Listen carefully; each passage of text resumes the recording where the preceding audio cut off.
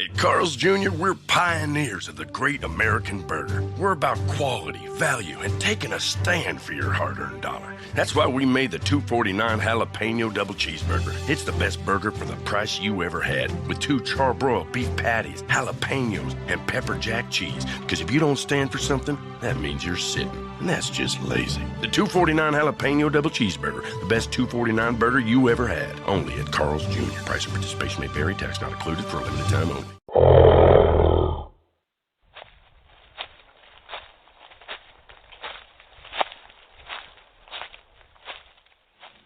There's something outside. What is that?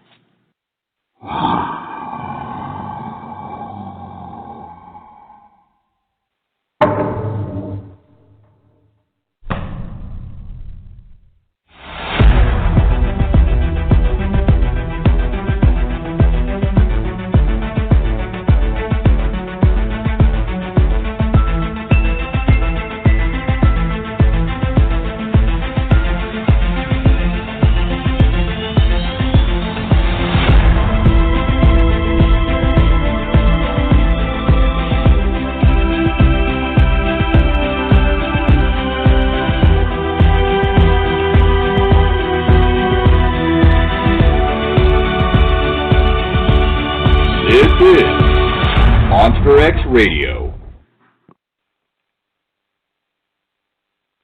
And welcome everybody to another episode of Monster X Radio. I am your host here, Shane Corson. And of course, Monster X Radio is brought to you by Sasquatch Coffee. Have you tried it Yeti? And you can find and purchase an order of Sasquatch Coffee at squatchcoffee.com. Now, today our guest is a man of many talents. I got a huge amount of respect for our guest today, and our guest today is Marc Myrsell. Marc Myrsell is a good friend of mine, someone that I have a lot of respect for, that is kind of behind the scenes on a lot of the, for the Bigfoot world in general. And he's not actively seeking out Sasquatch or Bigfoot, but he looks at a lot of the historical accounts, and he dabbles in a lot of stuff. Like I say, he's a man of many talents. I mean, Marc Myrsell, he's a land surveyor, a public aquarist, and obviously a historical investigator of long-standing episodes of the unexplained.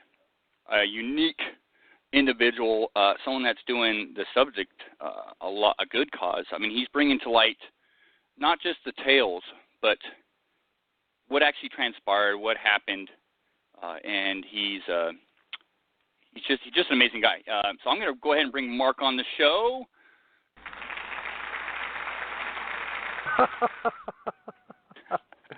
Wait a minute. Is there a live audience there? Yes, of course. Just for you. My goodness. Welcome, Marc. Welcome to the show. I'm glad to have you, my friend. Oh, man. I'm blushing. Shucks, Shane. God, what an introduction. You're very, very kind. You're very nice to have me on. So, anyway... Yeah, you're right. You know, I really feel that these historical accounts, like we've talked about this before, but when I started to get into re-researching the Ape Canyon story, I feel like it was just on the threshold of being canned into the circular trash bin of tall tale and legend and that kind of thing. And I think in the retelling of a lot of historical accounts, any kind of cryptid account or anything unusual, lights in the sky or whatnot, oftentimes in the retelling it turns into campfire stories, and everyone's, it ends up with this pall of a public attitude of like, well, that may have happened, that may not have happened, and that's an interesting story, isn't it? And then it's just there it sits dead. But if it's the right kind of story that has documentation behind it, I'm always amazed when I find the right story that there can be a lot of documentation, and those kind of stories really deserve a hard second look, a hard batch of research to get back into it, because oftentimes there's a lot more going on that we didn't know about before when we have a chance to take a look at it again. So I think it's important work, humbly speaking. You're far too humble. I like to refer to you as the modern-day Indiana Jones when it comes to this stuff. And I say that, Oh, same. I say that because I've actually gone out with you. We went out to the site of Ape Canyon, and I got to stand where the cabin used to be. But just the whole trip out there, having been an outsider, kind of looking in on your world, I thought this guy's not only in the library, online, talking to people. This guy's out and looking. So I mean, it's a twofold sort of search. So and multifaceted, and that I was just kind of in awe, sitting back watching you do something you love to do, your passion, something you're very good at. Thanks. But yeah. Mark, but for Monster X Radio, we have our viewership has grown and grown and grown exponentially. For those that may not know who Marc Myrsell is, and shame on you if you don't, can you just tell the audience a little bit about yourself and how you got involved in this sort of subject? Yeah, for sure. I was born, I'd like to give you my year. I was born in 1966, and so I'm 51 now. And,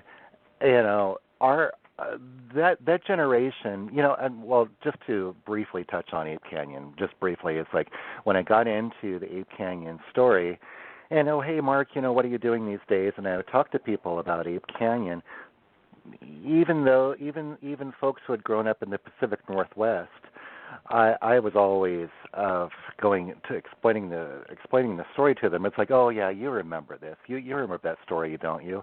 And I was quite shocked that there are quite a few people, yes, younger than me, say 35 or maybe 40 years old and younger, who didn't know about this story.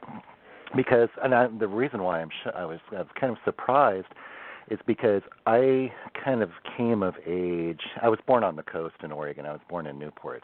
And I came of age, when we all get old, we all becoming aware of our outside world, when I was like 7, 8 years old and whatnot. And that was happening at a time in American pop culture when there was this big resurgence of, unexplained phenomenon. There were all these docudramas and B-movies and television shows.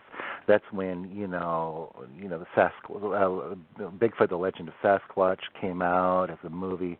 We had shows like In Search Of, and even dramatizations like Kolchak the Night Stalker, right, on ABC, which I watched religiously. If I missed Kolchak when I was a kid, it was like missing a Peanuts holiday special. It was like devastating if I missed a show. And so I realize now, growing up at that time and coming of age, frankly, it had a pretty big effect on me. I'm kind of embarrassed to admit that, TV and pop culture had an effect on me, but it did. And so perhaps that's what sparked it. And ever since then, since I was a kid, I would just read voraciously all these, anything and everything having to do with supernatural phenomenon or natural phenomenon that remained, unexplained, the Nazca lines, lights in the sky, monsters in the woods, that kind of thing. And so part of the reason why you and I are talking over the phone and why you and I go out in the woods looking for, old weird cabins, kind of like the Blair Witch Project, is that I grew up with my dad running the family business. My dad was a land surveyor, and so I grew up with the family business of, cutting brush and carrying stakes for 50 cents an hour when I was a kid. And it really was a luxury because I was raised as a land surveyor, and I eventually got licensed in Oregon and Washington, and I'm running the family business now. But really, I feel it's that combination of my land surveying background and also my incredible interest in the unknown and things that are worthy of research, the unexplained, or whatever you want to call it, Sasquatchery. Because land surveying by its nature, when you ask me to find where your property corners are, there is in any given job, there's a tremendous amount of research that goes into figuring out where your property corners are. That all starts with document and historical research, deed research and survey research, any kind of documents in the vault that may help me out in the cause of surveying your property. So, surveyors tend to be very historically minded because of that. They have a great interest in history, land history, almost any kind of history. So then what happened was that that got me really heavily involved in this world some years ago. My friend Brad says it was about 10 years ago. I remember more like 6 or 7 years ago. I was perusing the lower Dewey Decimal System of the Public Library in Vancouver, and that's where all the Sasquatch books are, and all the pyramid books, and all that, Atlantis books. And I came across a book by our pal Nick Redfern called Three Men Seeking Monsters. And I always go back to that book because it was kind of an event for me. It's a great story, and I'm not plugging Nick's book, but maybe I am. But it's a great buddy film. I always think of it as a movie, but it's a great buddy story of three guys in a van going out of Devonshire to head down southwest towards Cornwall to research an old story, over 100-year-old story, down in Cornwall of sightings of this creature they called the man monkey. And it was basically a Cornish short version of Sasquatch, where it was reported maybe 6 or 7 feet tall. And it's a great read. Later on in the book, Nick talks about this idea that I frankly had never considered before, and it kind of floored me, where if you are a researcher into any kind of strange subject, where there's, UFOs or Sasquatch or whatever, Nick came up with this idea, maybe not independently, but he brought it out in his book, that if you look around the general timeline and if you look around the general geographic area, more often than not, you're going to find other seemingly disconnected events of high strangeness, as Fort used to say, that are going on at the same time in the same area, but are not necessarily related to anything that you're researching. So that idea really grabbed me. And it was like, wow, that's really strange. And so I purposefully picked 2 stories out of my files, one which was extremely well known, Ape Canyon, the 1924 Ape Canyon incident, and another one which is not known at all, which I really haven't figured out yet. But it was an event down in western Yamhill County in Oregon near Sheridan, where there was repeated sightings and frankly encounters at night with this strange, dark, shadowy hominid type figure up in the forest. So I started taking those 2 subjects and, like Nick says, looking around the general area and the general timeline to see what else was going on. I was looking at these 2 projects at the same time, and because of the trying to track down witnesses from the Yamhill County incident, combined with this mountain of information that came out about Ape Canyon, the Yamhill County project kind of still on the back burner because I was just so dang busy going through the Ape Canyon project. And just as an aside, the Ape Canyon project panned out as far as Nick's idea, because yes, there were 2, one in particular, one very strange incident going on at the same time nearby in 1924. Another one was a pretty devastating forest fire that was happening at the same time during the 1924 incident nearby, which is a natural phenomenon, but I think it's interesting. It's an interesting factor into the 1924 Ape Canyon incident. So anyway, after a little while, I started finding some pretty incredible stuff out in the field regarding Ape Canyon, and I think I may have put up a couple of things. I didn't know anybody. This was just me going through the vaults and going through newspaper files and going through mining records and anything I could find. So I didn't know anybody in the Sasquatch world, but I put out a couple of things on a couple of blogs, I believe, and all of a sudden my phone started ringing off the hook, and there was one incident in particular. I'm sitting right here at the desk in the office right now here in Westport, and the phone rings, and my son, Santiago, picks up the phone, and he brings it into the office and says, "It's for you." And it was Cliff Barackman who called me because he had heard that I had found some stuff about Ape Canyon. And Cliff and I are really good friends, but I was embarrassed to say I didn't know who Cliff Barackman was when he called me, just some guy, and he just wanted to know about Ape Canyon. And he told me he was working for Finding Bigfoot on Animal Planet. And so we got to know each other, and we've been hanging out since. So that's kind of the short version of where I came from and how I'm here. One thing I got to say is that since then I've been asked to speak at some conferences, and I've gotten to be friends with you and Gunner on Monster X, and I was talking to a friend about this today. I am shocked when I go to conferences. Some Sasquatch conferences are like a day. Some of them are like a weekend where there's a campfire and social, you can socialize with different people.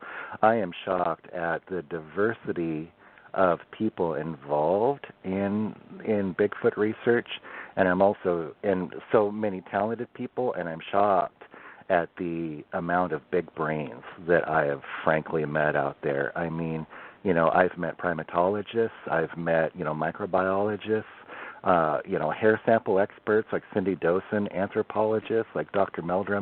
There are a lot of smart people that are, a lot bigger brains, smarter than I am, who are very, very dedicated to the subject and the research that's going on. So anyway, it's a family, and I feel very humbled to be invited into it. I've made a lot of good friends, and we've had good times. That's a great point, Mark. A lot of times, well, first of all, let me just say this. I could not imagine being in this subject matter and doing what I do without knowing someone like you, and without knowing you personally, because you're phenomenal. You really don't give yourself enough credit. But having said that, well, it's the truth, and that's why I'm privileged to have you on the show, because what you do is, to me, it's amazing, and you're by far a bigger brain than I. But I will say this, there are a lot of talented individuals involved with the research of this subject from all different backgrounds, from all different sciences, academia, walks of life, and that's not noted enough. And I'm glad you brought that to the table, because it's not just at these conferences that you meet these individuals. I've been contacted before. You had Cliff Barackman who's also a good friend of mine and of Finding Bigfoot. A huge brain and very intellectual and smart, and just a nice guy. And and it's through the subject matter. Through the subject matter, I've got to meet people such as yourself. So, no, great point. I just wanted to elaborate on that a little bit, because I think that's there's a lot of truth to what you just said there. So I appreciate that. And with people like Cliff, it's so funny when you bring up the subject of the television show, which in the Bigfoot community, there's a lot of internet chatter about the veracity and the validity of the show and what they're trying to do and whatnot. But there is that aspect of, yes, it is a television show, and yes, it is for entertainment. And these people that you see as the TV show hosts, like Renee and Bobo and Cliff, you just see that half hour or 1 hour episode. But you're right about Cliff Barackman, is that if you get to know him at least a little bit, holy smokes, yeah, the guy is incredibly intelligent and knows a lot about a lot of different subjects, and he has a passion for the sciences and a passion for education, right?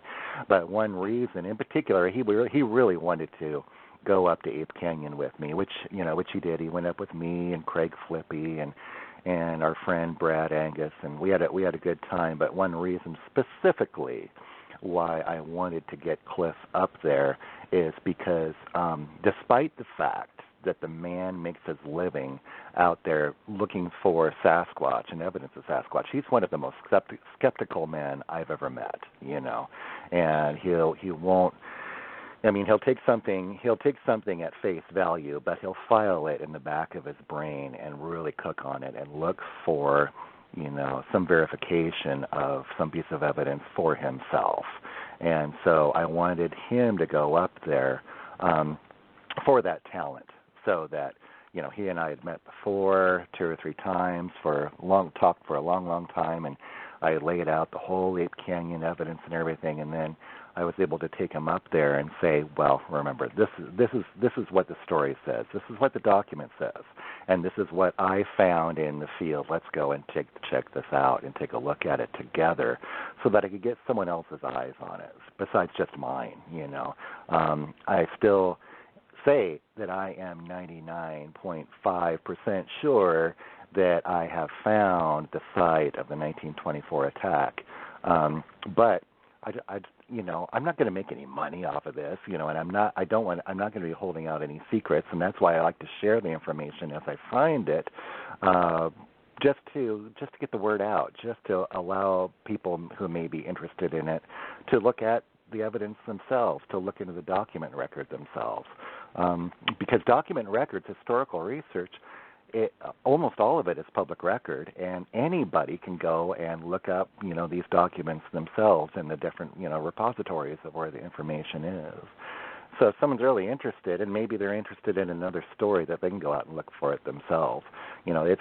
It's the thing that's a shocking thing about Ape Canyon and the Thompson Flat Monster, which I'm just basically in the infancy part of that project, is that there has been this story that's been kind of digested into that retelling style in Sasquatch books, or in books like Weird Washington.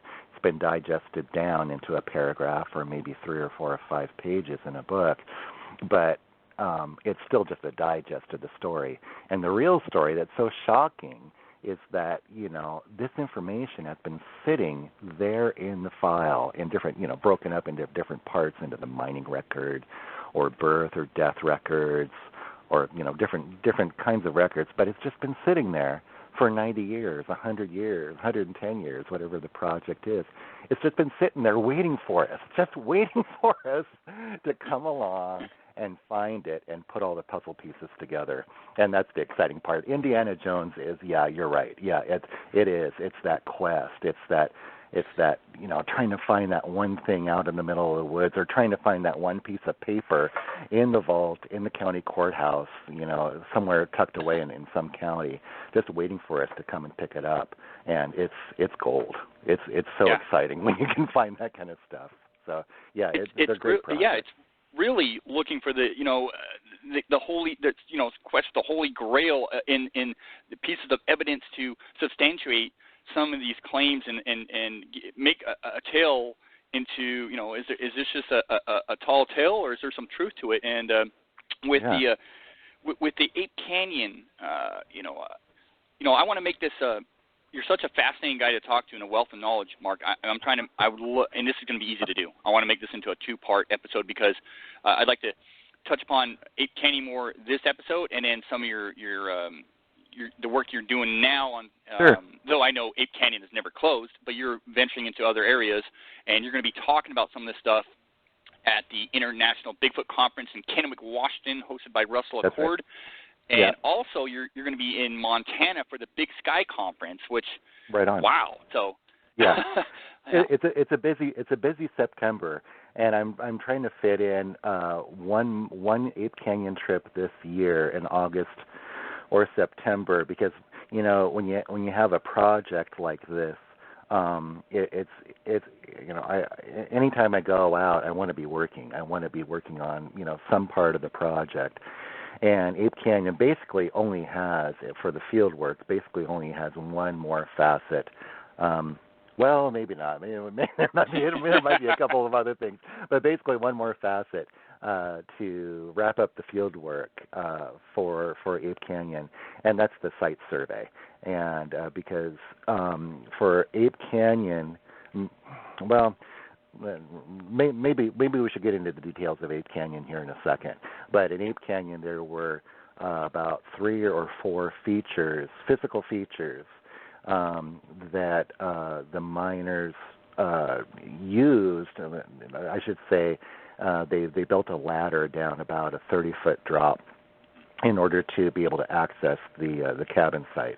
There was the cabin itself. There's the mine. There's the spring where one of their very first face-to-face encounters with, as they call them, mountain devils took place.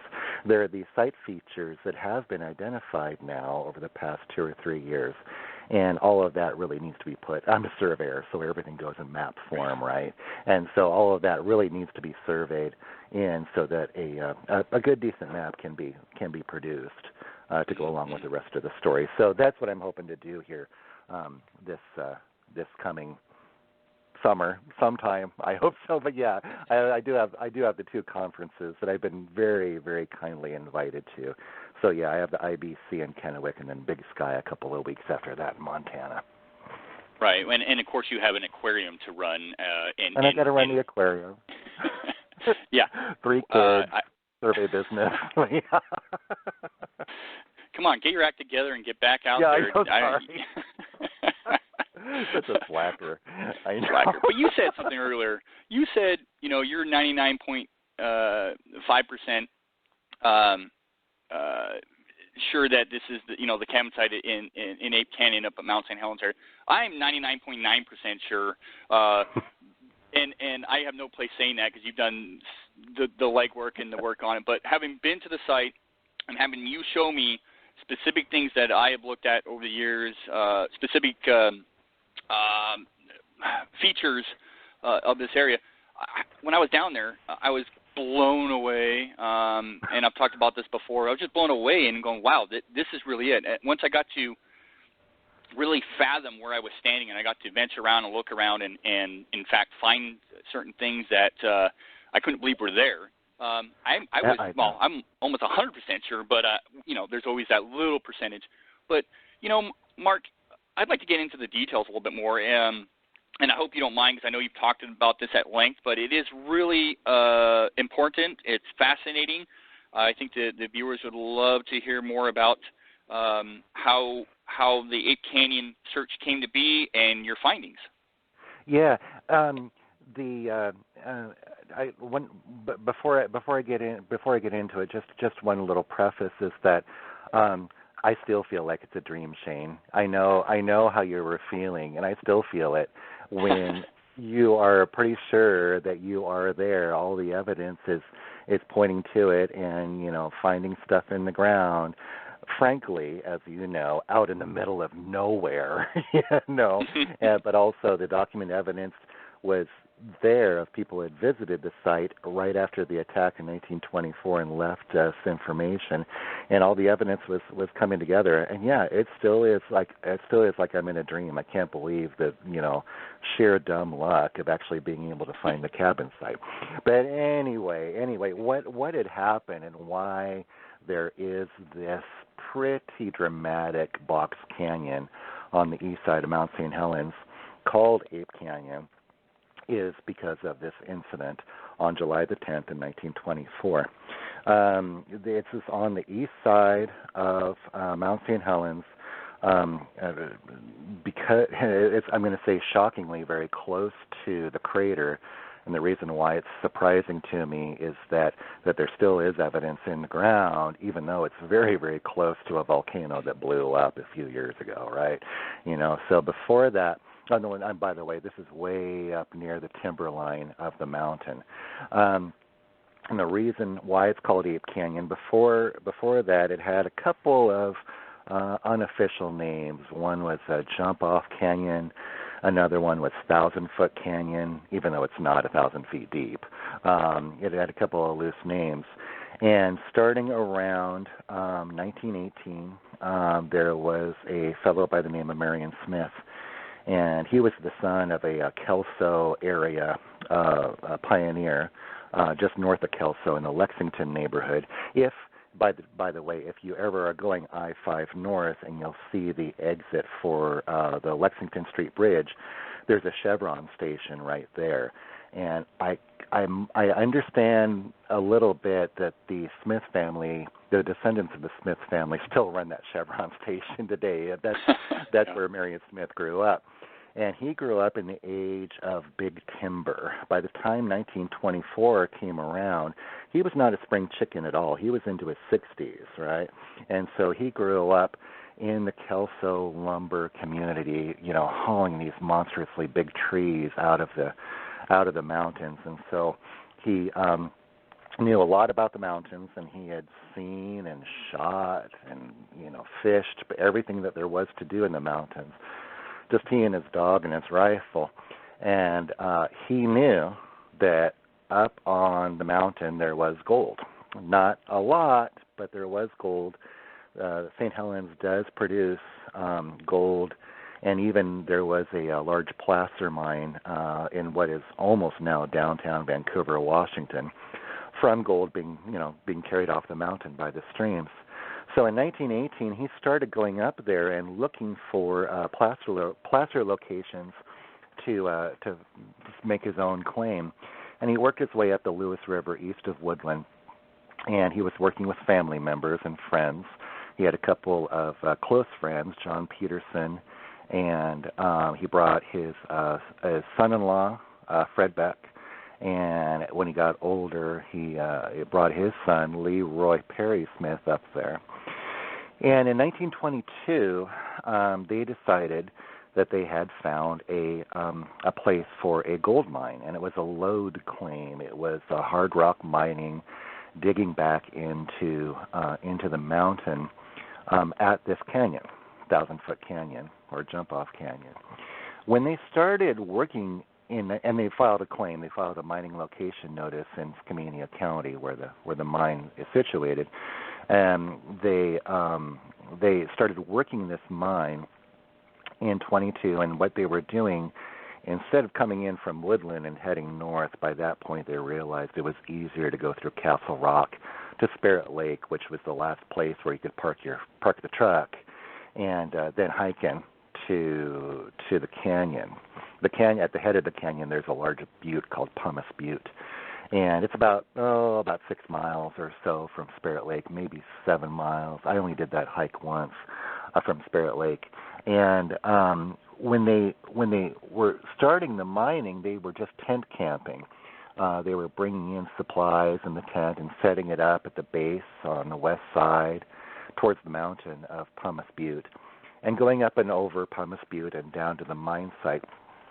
And it wasn't too terribly long after that, in 22, that they started hearing and experiencing some strange phenomenon up there, way up on the ridge lines. At night, they could hear a high-pitched whistling from one of the ridges, and then there would be an answering whistling, high-pitched whistling call from the other ridge, and whatever was up above them was talking back and forth to each other. Marion Smith also talked about hearing a strange, low, very low decibel bass thumping kind of strange sound, and it was so low and so bass-like a subwoofer maybe, that he couldn't exactly tell where it was coming from. It was just coming from around the area somewhere.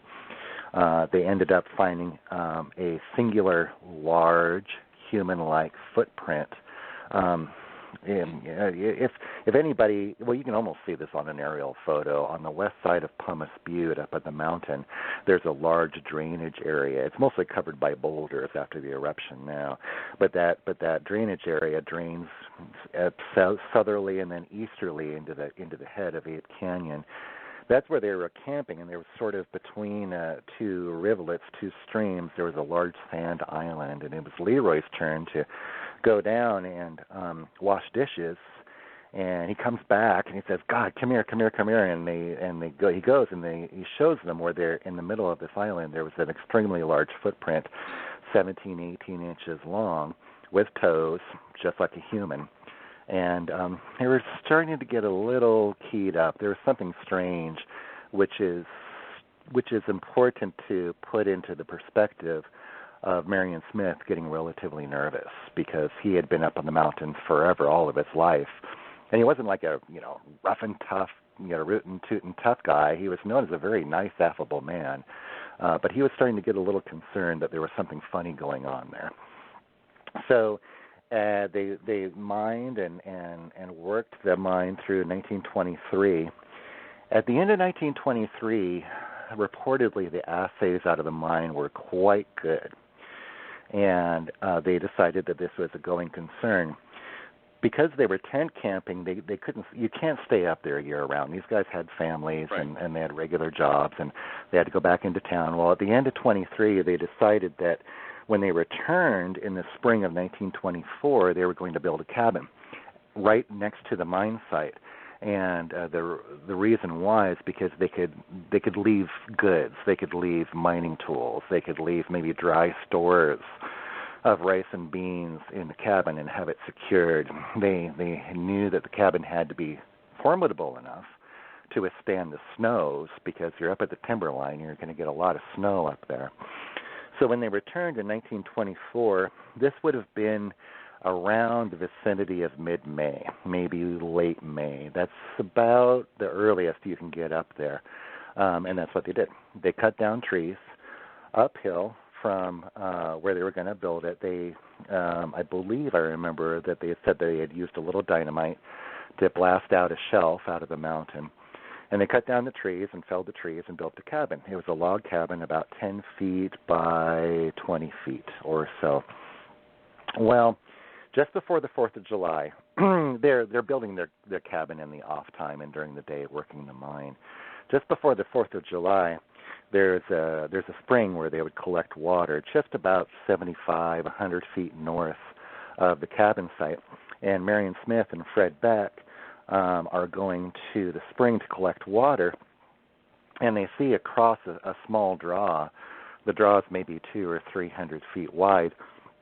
They see a creature up there, and they described it as 7 feet tall or so, covered completely with hair, walking upright like a human, and the creature is looking at them, poking out from behind a large cedar tree. Well, Fred Beck immediately raises his gun and takes 3 shots at it.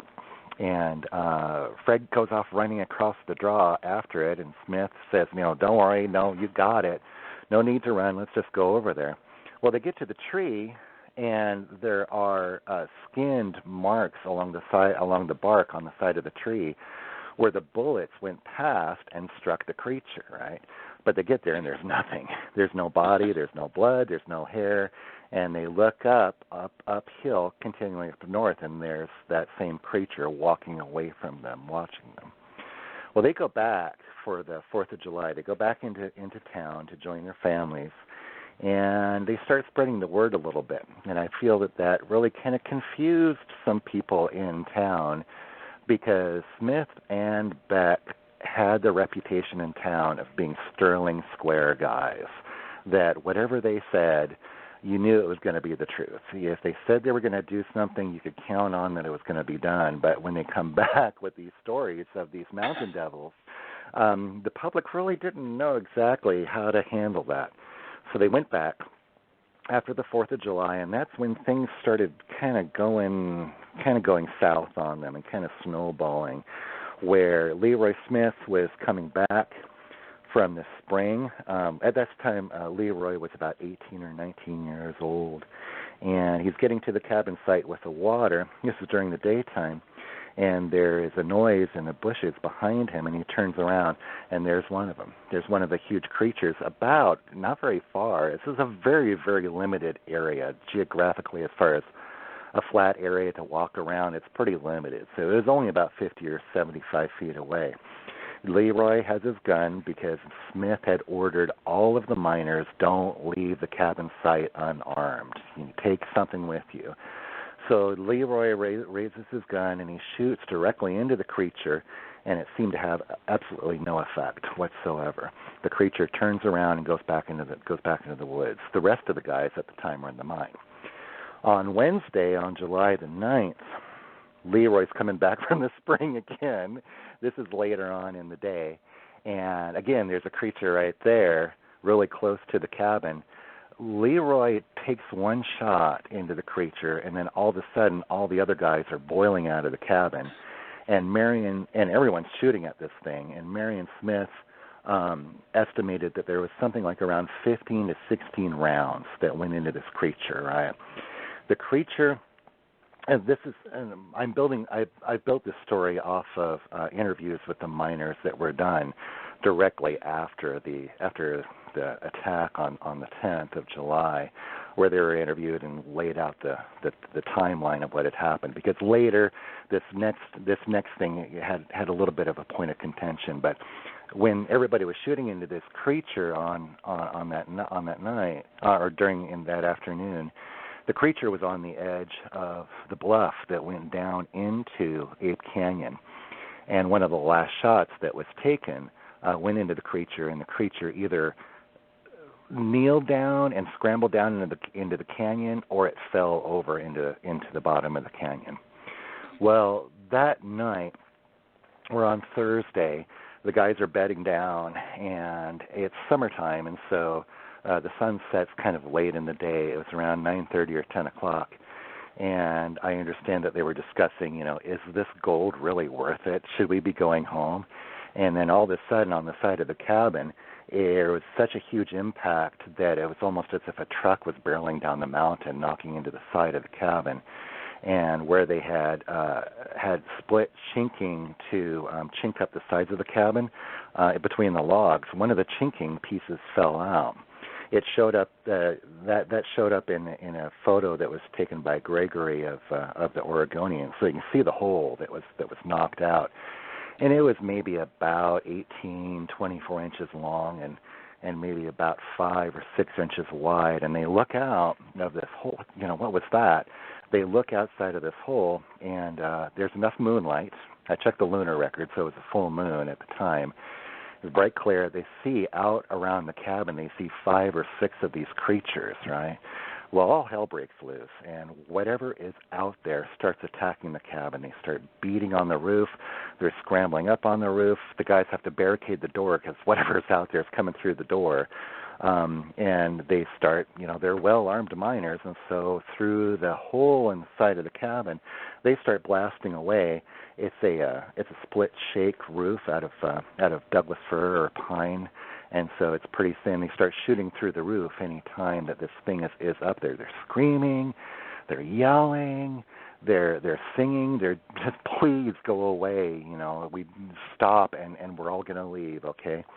So there's rocks that are being thrown down onto the cabin, and there was one incident where one time during that night where they knew something was digging under the cabin. It was digging from the outside underneath the wall in order to get to them, right? And so this goes on all night long. Finally, the sun comes up, and it must have taken all the courage in the world to open up that door. Everything's quiet. They open up the door, and all around the cabin are just hundreds of rocks that have been thrown down on top of them. Large human footprints everywhere. There was a stack of leftover shingles for the roof, and whatever had gotten onto the roof was using that as a step to get up on the roof, and so those are scattered everywhere. And they look at each other, and it's just like, grab your tobacco and your revolver and let's get out of here. And they hiked that morning, which was Friday morning, back to the truck where it was parked at Spirit Lake. And Bill Welch was the head ranger for the Spirit Lake District for what was then the Columbia National Forest. And Marion Smith is the first one to see him. He actually sees Bill's wife, Wilma Welch, first. And Bill comes up and says, what's going on? And Marion Smith tells Bill, I got one. Well, what'd you get? Well, I got a mountain devil. A mountain devil, huh? Was it a wolverine? No, a mountain devil, because there were wolverines up there. I guess they're coming back now. A cougar? No, a mountain devil. And I just wanted to let you know if I ever got one, because I told you I was going to tell you if I ever got one. So Marion Smith goes to the truck, and Bill follows him around. And at the time of the attack, there were 5 people, Marion Smith and 4 other miners. And the 4 other guys had gone around and gotten into the truck right away. So when Marion rounds around and gets into the driver's seat, Bill looks into the truck, and Bill said at the time, and he said later in an interview about 40 years later, he had never seen 4 grown men so shaken and scared in his entire life. Something really scared the hell out of him up there. And so what happened is word got out. They went down back home. When they were walking out on the trail, they said, don't say anything to anybody, but they couldn't not talk about it. And so there was a famous tavern which is gone now. It was torn down many years ago. It's under the Allen Street Bridge in Kelso, and that was Friday night. And Marion Smith is friends with the bartender, with the owner. John, actually, our friend John Pickering gave me this story. He had a friend who knew the owners of the tavern, and Marion Smith spills the beans. Well, Kelso's a small town, and the Longview Daily News at the time heard about it, and the word got out the very next day in the Saturday evening paper of the Longview Daily News, telling the world about how these miners were attacked by mountain devils. And it's, kind of histrionic, but people have said jokingly that half of the armory and half of the population of the young men of the area were depleted because everyone is going up on the mountain in order to bag one of these mountain devils. And it became known as the Great Ape Hunt of 1924. But that's the reason why this project has wheels under it, because it's amazing when you read Fred Beck's book, I Fought the Ape Men of Mount St. Helens, or you read the Ape Canyon story in a modern retelling. It's quite shocking that it's because of the Great Ape Hunt of 1924 that there's a lot more to the story, because it was so incredibly well documented.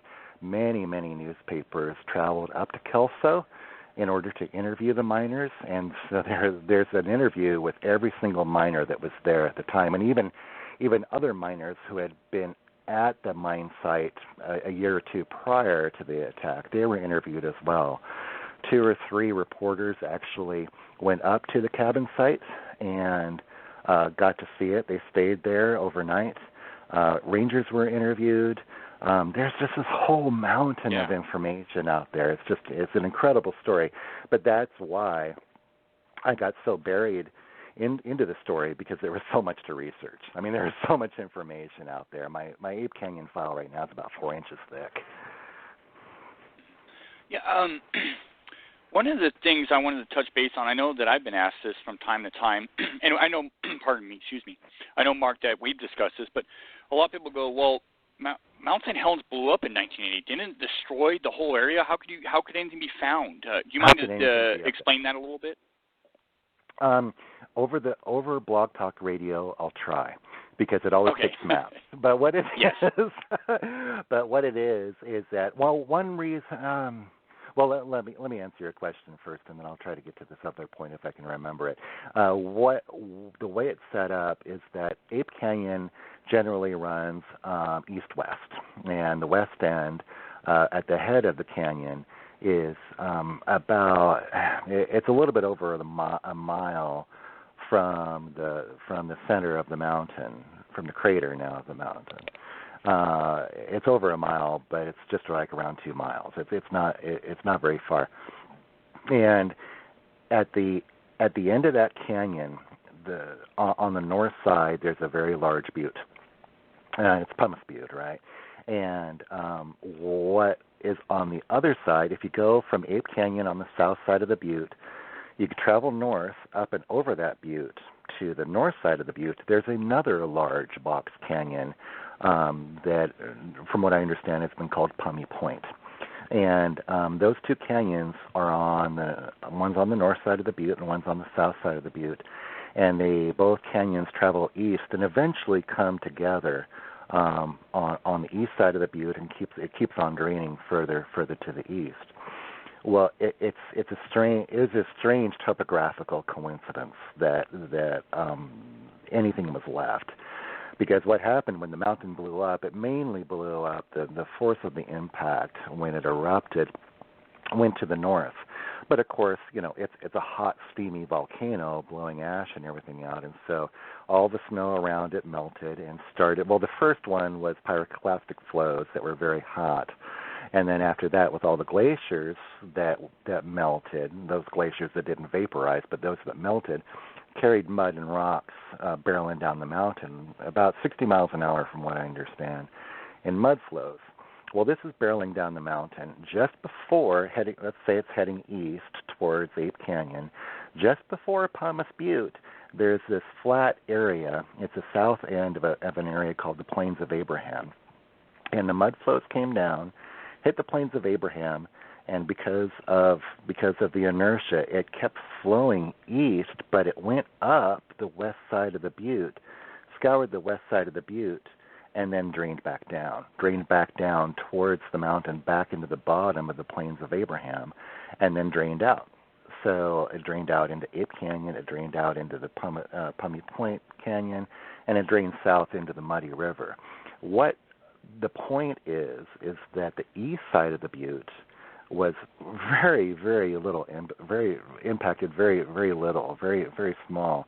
And one of the fortunate things that we have is a fellow named Molyneux, and I can't remember his partner's name, but these two fellows are USGS geologists, and they produced this monumental tome if you're into volcanology or just general basalt geology.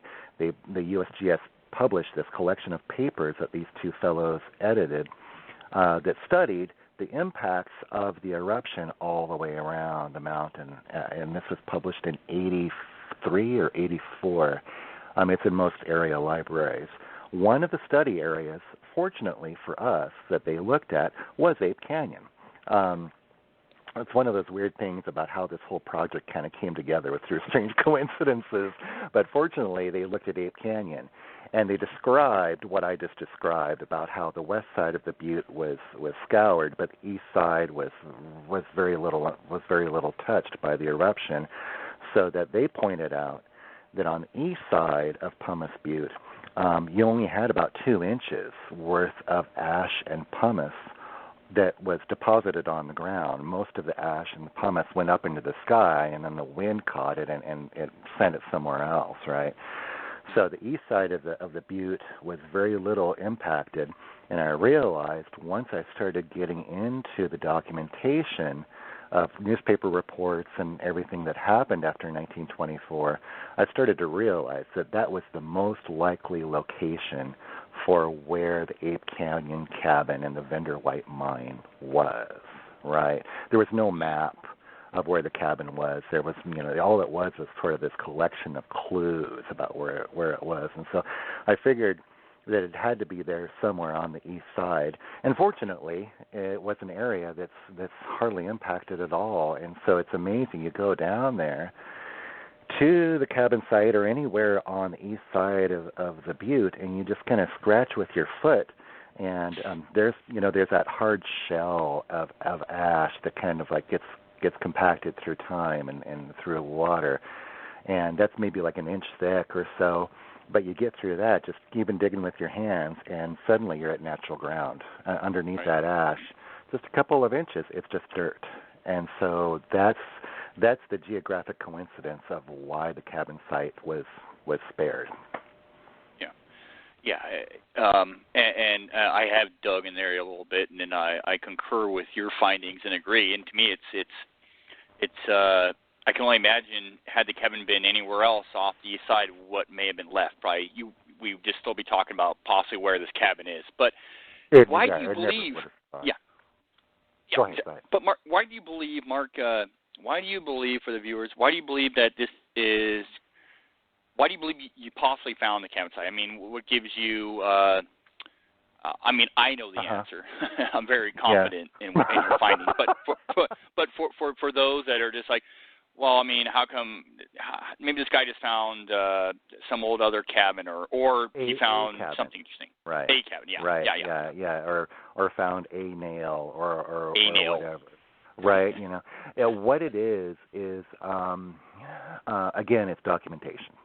And one of the things that we'll all learn at the International Bigfoot Conference is that I'm using Ape Canyon and another project I'm working on down in Oregon to try to drive home a couple of guidelines that I try to keep for myself in historical document research, and one of them is always track down the original document.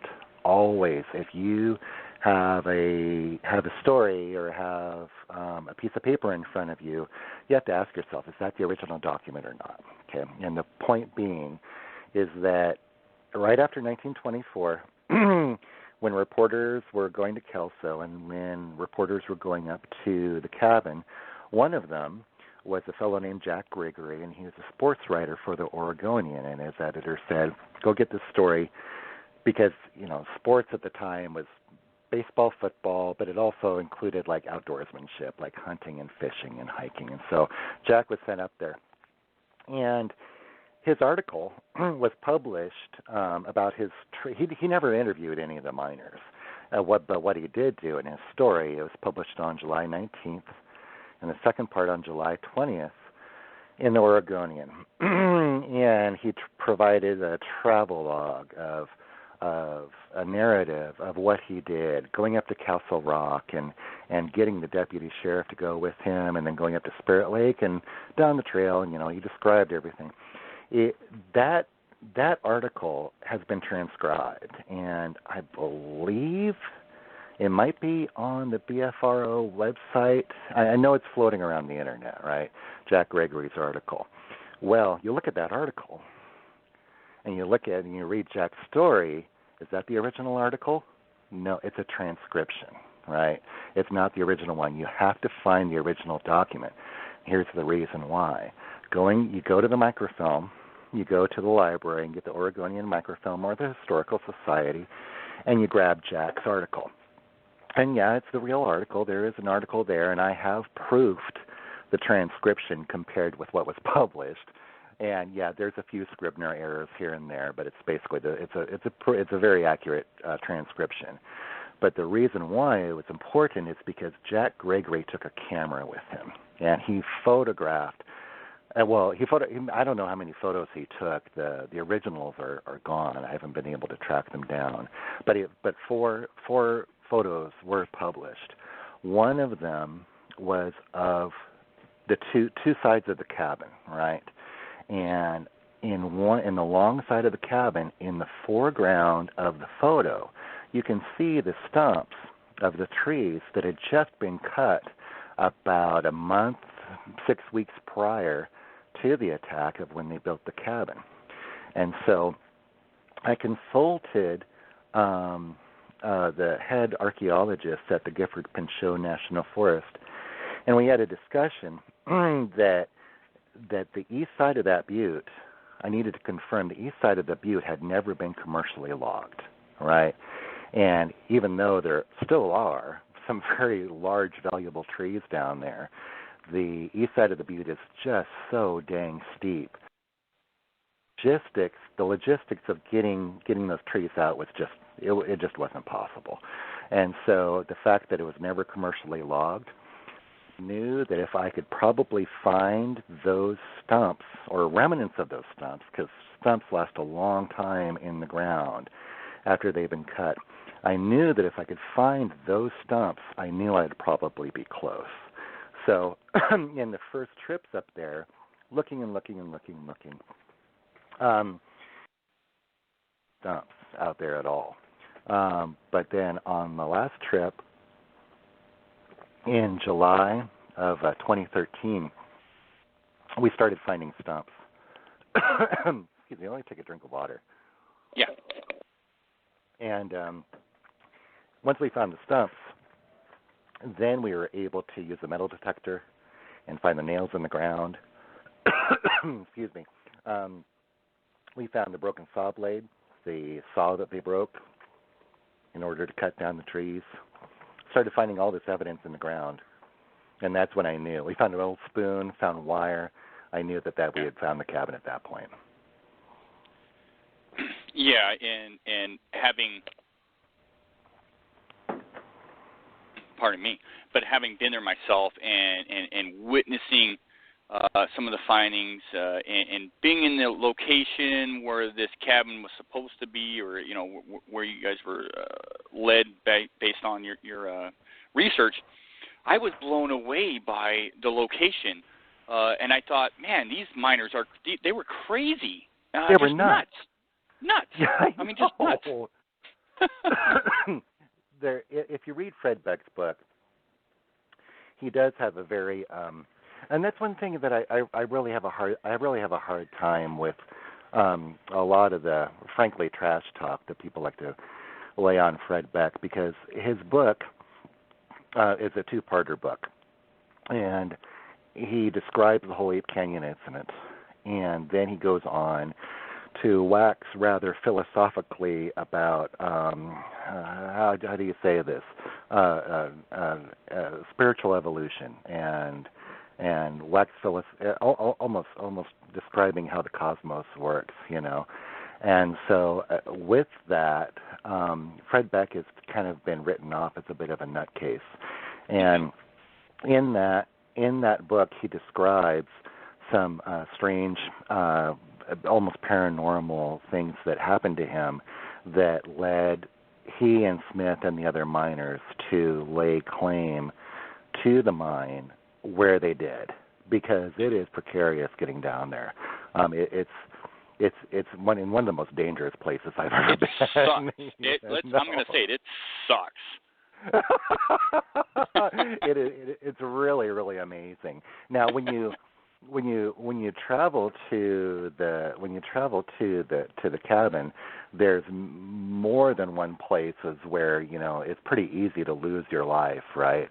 And when you and I went there with Gunnar and Shelley and Abigail and everybody, we kind of took the long way around. There was a point where you're coming down the mountain, coming down that slope, and there's a drop of about 30 feet, and the miners had built a ladder to make that last drop, quote unquote, easier for them. But again, if anybody wants to check, I think I've put it up on the internet and it's floating around. If anybody wanted to check out the ladder site photo from the Oregonian, there's a photo of the Deputy Sheriff Dunbar standing on that ladder that the miners had built. And I'm afraid I still would go the long ways around that we did, because that ladder didn't look very safe to me in the photo. It's a good-sized drop, The only difference between the long way and the short way is during the long way you have a lot more time to think about that. The short way, you're there or you're not. Right. And the chances of you not being there are very, very high. Yeah, it's a pretty dangerous place. Yeah. But we very precautious, and thank God, you have some mountaineering skills and training and whatnot. You were we were very fortunate. Otherwise, I probably would not have gone. But what a trip it was!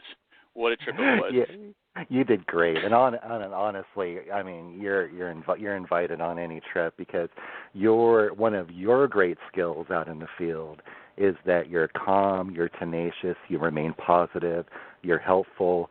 My main experience with rope work and doing stupid stuff has been underground, right, and with caving. And, when you go on a caving trip, there are some people that you don't want to go with who are rushing, and they're hot dogs, and, they're very, have a lot of machismo about them. The right kind of people are people who have maybe a strong, high skill set, and they're very experienced, but nonetheless, those people are always taking care of everybody and making sure that everybody in the group is safe and everything is having a really good trip. And frankly, you're one of those kind of people. You really are. I can tell that you're a heck of a lot in better shape than I am, and you have a lot of experience. But you were right there to help anybody who needed help, no matter what, So you're invited back. You can come on. You can come on many of my trips that you want. I truly appreciate the kind words, and it'd be my honor to come back. Definitely, absolutely, Mark. Any outing with you, it would be a great outing. Yeah. So thank you. Fun, yeah. It was fun. Yeah, for sure. So anyway, yeah, I'll let you know. Yeah, absolutely. I'll let you know about the next trip. Please do, Mark. We got about 10 minutes left. I'm gonna have to cut this particular episode short, but I got to ask you: has anybody whether on their deathbed or anybody that was involved with the Ape Canyon experience that was present, has anybody claimed that it was they were lying or hoaxing? Or, I mean, I obviously know the answer, but that's a question that's been posed to me via the chat room, or sorry, in the PM. Thank you. Of course, of course. The answer is definitively no. No, there never was a deathbed confession. At least not one of any record. There is a rumor that I have come across in chat rooms or different stuff that there was a miner that confessed it was a hoax, but nobody named that miner. And again, hey, the original source, I have never found any original source, either documented or in interviews with family members, that ever happened. There's a couple things going on. One that impresses me is that all of these guys died and they stuck to their story for the rest of their lives. And amazingly, when they would talk about the story, if they were interviewed years later, their story really didn't change that much at all. It was essentially the same story without a lot of elaboration or anything. So no, there was no deathbed confession that it was a hoax amongst the miners at all. I've interviewed Fred Beck's grandson, and Beck's grandson lived with his grandfather for many years throughout his teen and young adult life. And I asked him point blank, what's your take on the story? And he called his grandfather Fred, and he said he knew Fred for many years and knew what kind of person he was, and he knew that story was 100% accurate. Wow. That's so there you go. Well, I mean, Mark, kudos to you once again on your diligence and looking into this, because to look at the story face value, most would be like, there's no truth to this, blah, blah, blah. But you know what? There's always more to the story. You've done your homework. You've done your work. You've put your boots on the ground. And, man, there's so much to go with the story other than just the face value stuff. There's a lot of corroborating things there is. That you brought to light, that you brought to the table, and this is just one of the things you're working on, and you've done a fantastic job. Why do you think, Mark? I mean, why is this important work, in your opinion, to be looking at the these historical reports? Why is it important in general, and why is it important to you? Yeah, I know we're running short on time, so I'll try to keep this very brief, because I'm obviously like this chatterbox and go on and on and on about this subject. But one thing that we need to keep in mind is that, say, in the Renaissance or even the birth of modern Sasquatch research with researchers like John Green and Rene DeHinden and Ivan Sanderson, and these guys in 50s, 60s, Peter Byrne in the early 70s, these guys were doing the work that we're doing currently today, investigating contemporary sightings, talking to witnesses, time out in the field, that kind of thing. In the time when they were doing their research, Fred Beck was still around. Albert Ostman was still around, right? And so they had that opportunity to interview those guys. But we have to remember that when these guys were interviewed by Green and Patterson and other people, they were treating the interview or the research into, as an example, the Ape Canyon story, they were treating it as if they were looking into a contemporary sighting. What did you see? What happened? Okay, thank you very much. Goodbye. And that was it. They weren't looking into the story deeply as if they were, say, a homicide detective or an investigative reporter. They weren't going around to verify and cross-verify the information that was given.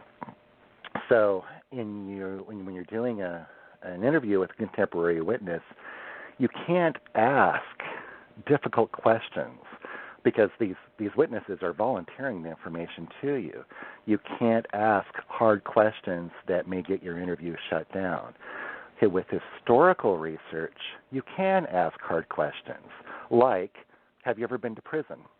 what church did you go to? Do you have a history of substance abuse? Where were you born? Really, really tough questions.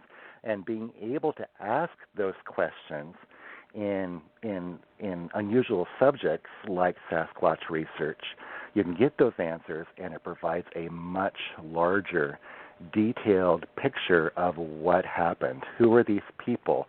What kind of lives did they have? What kind of lives did they have after their terrifying incident? And it provides us with a much larger picture that is relevant to today, right? Cliff Barackman likes to talk about a rarity or maybe an impossibility of violent attacks with people. And that's one difference I have with Cliff, is that I know that doesn't happen today in a lot of modern sightings. But I can tell you it did. It sure did. At Ape Canyon, these guys were attacked. A couple of other projects I'm working on, people were attacked. In another project, possibly killed, right? So this historical research is relevant to what we're working on today, and that's one reason why I do it. Yeah. It's fascinating. It's really fascinating work, Mark, and I appreciate you coming on. I want to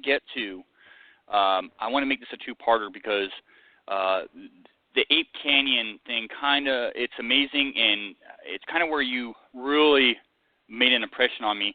I obviously know that you got other projects going on. You kind of alluded to them right now here on the show. I want to have you back on for a part 2 soon. Yeah, I appreciate it, absolutely, and we'll have you back on here in just a few weeks, Mark. But I really appreciate coming on, and I'm looking forward to seeing you down the road here, Mark. Me too. I miss you, Shane. Yeah, you and I missed don't you, see brother. enough of each other. Yeah, no, I missed you, man. But fantastic work. I'm glad you're starting to finally get some of the notoriety, some of the kudos that you deserve. That people are asking you to come to and speak about it, because to me, like you mentioned before, the historical value is very important to me, and it's something that over time I've really come to appreciate. And it's, as a Sasquatch enthusiast and a researcher or whatever, I know that it's very important because there's much to be learned about from these historical reports. So I'm glad you're the one bringing these things to light and finding the tidbits of truth, Mark. Appreciate it. Yeah, okay, thank you. Thanks. It's one thing that you mentioned is I not aggressively. I don't go out looking for contemporary accounts, because there's a lot of good people like yourself and other people who are doing that now, right? And it's not my forte. Historical research and finding old stuff in the ground, I'm pretty good at that. And so that's the contribution that I want to make. Yeah.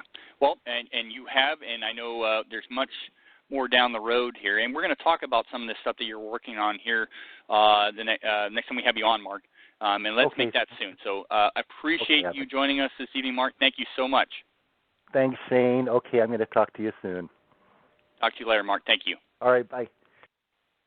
Well, folks, I hope you really enjoyed this episode of Monster X Radio.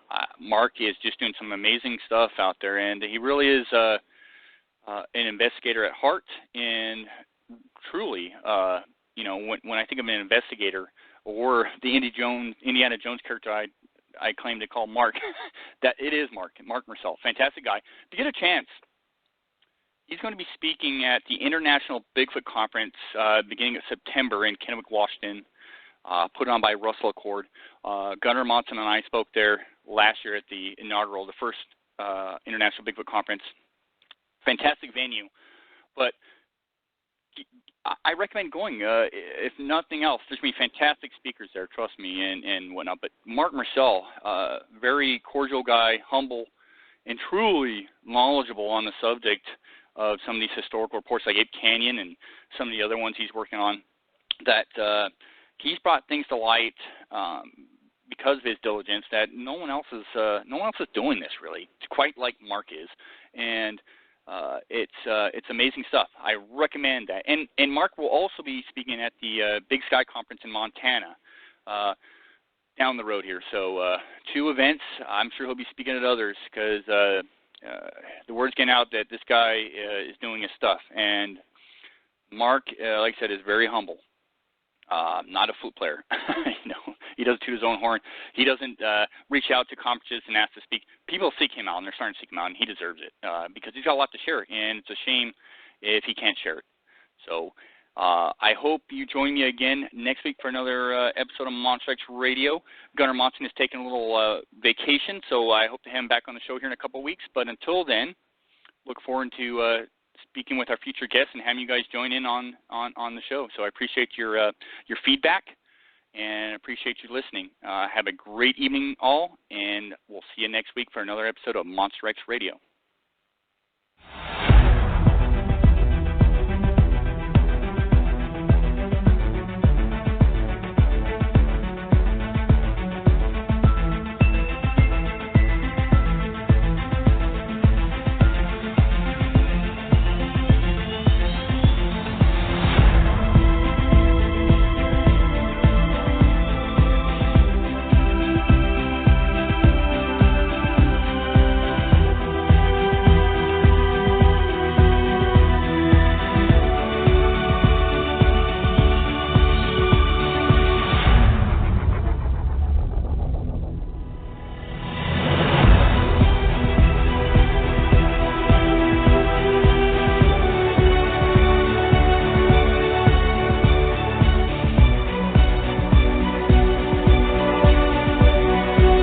Thank you for joining Monster X Radio.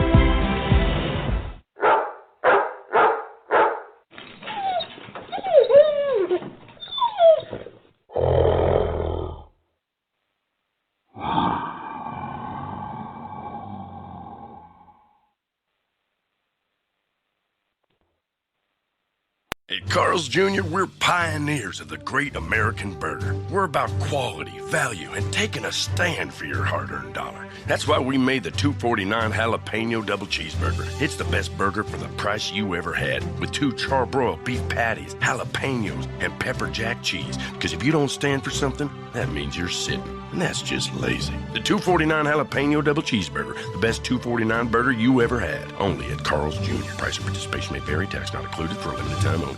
At Carl's Jr., we're pioneers of the great American burger. We're about quality, value, and taking a stand for your hard-earned dollar. That's why we made the $2.49 jalapeno double cheeseburger. It's the best burger for the price you ever had, with 2 charbroiled beef patties, jalapenos, and pepper jack cheese. Because if you don't stand for something, that means you're sitting. And that's just lazy. The $2.49 jalapeno double cheeseburger, the best $2.49 burger you ever had. Only at Carl's Jr. Price and participation may vary. Tax not included for a limited time only.